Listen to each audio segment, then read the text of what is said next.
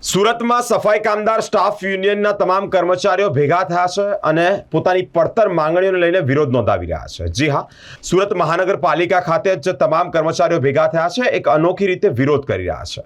થાળી વગાડી અને વિરોધ કરવામાં આવી રહ્યો છે। પોતાની પડતર માંગણીઓ જ્યાં સુધી નહીં સંતોષાય ત્યાં સુધી આ વિરોધ યથાવત કરશે, એટલે કે યથાવત રાખશે। સુરત મહાનગરપાલિકાના કમ્પાઉન્ડ ખાતે જ તમામ કર્મચારીઓ ભેગા થયા છે। ભેગા થઈને અધિકારીઓ અને જે અગ્રણીઓ છે તેઓને રજૂઆત કરવા માટે અહીંયા વિરોધ નોંધાવી રહ્યા છે। સુરત મહાનગરપાલિકાના કમિશનર શ્રીમતી શાલિનીબેન અગ્રવાલને રૂબરૂ રજૂઆત કરી છે। પ્રશ્નોની માંગણીઓ છે તે તમામનું તાકીદે નિવારણ આવે તે માટે જ રજૂઆત કરવામાં આવી છે। ત્યારબાદ deputy commissioner doctor Rajendra Patel, deputy commissioner RB Bhogaiya, additional city ઇજનેર જતીનભાઈ દેસાઈ તથા ડેપ્યુટી કમિશનર સ્વાતિ દેસાઈને રૂબરૂ મળીને વિવિધ પ્રશ્નો અંગે ચર્ચા વિચારણા પણ કરી છે। આ પ્રશ્નોનું તાકીદે નિરાકરણ આવે તે માટે ભારપૂર્વક રજૂઆત કરવામાં આવી છે।